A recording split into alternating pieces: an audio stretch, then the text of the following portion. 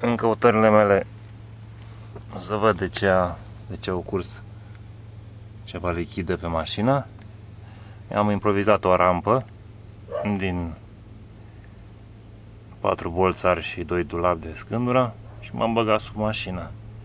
Cu ocazia asta am văzut că pe aici mustește un pic, toate că nu picură, un pic ceva ulei, dar nu aici era problema. Problema era mult mai în spate. Încercăm să ajungem acolo. Pe aici cred că intră în axul în cutia de viteză. Și pe aici e ceva, dar nu, cine știe ce. Hai să ajungem la... Asta e filtrul din care curgea apă. Acum e uscat.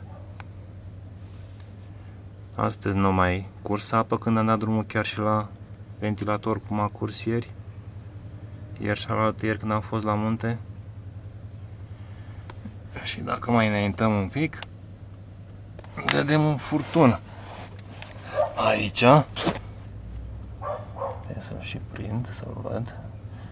Un furtun care de aici curgea apă pe filtrul meu. Opa. Așa. Furtun care vine din interiorul mașinii.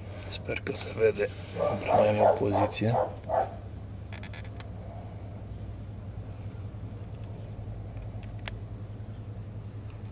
Furtunelul buclucaș, care nu știu de unde colectează apa. Ia să ne dăm mai încoace.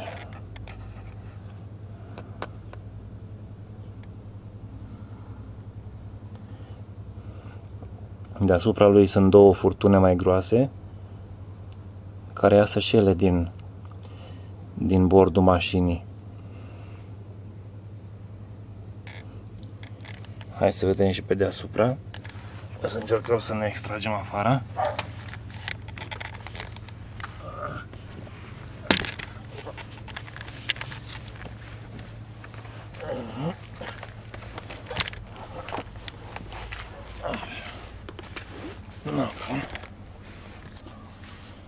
Am ieșit. Așa. Așa.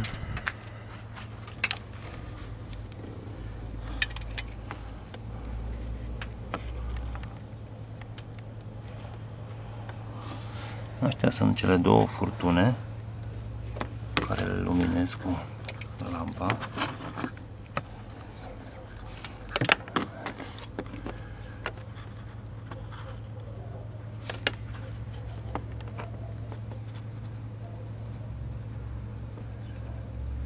Și sub el este furtunul buclucaș care iasă din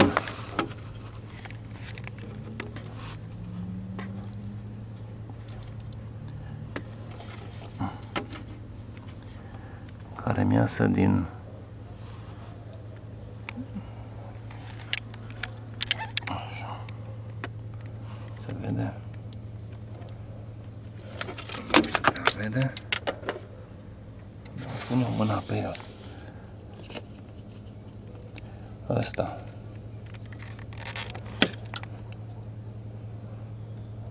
Ăsta e furtunul buclucaș. Și mi-iasă din mașină sub astea două furtune groase.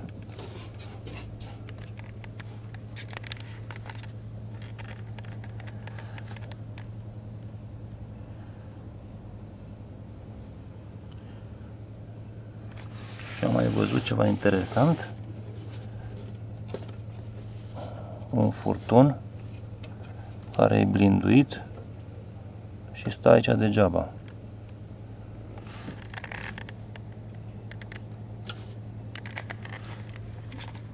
Să bag camera aici. Sper să se vadă. Care vine din chestia asta cu 4 mă rog, 3 țevi și ce-o fi și un furtun. Ăsta așa trebuie să fie blinduit acolo?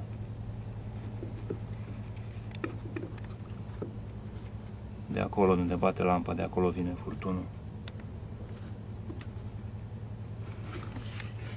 Nu. Cam asta ar fi.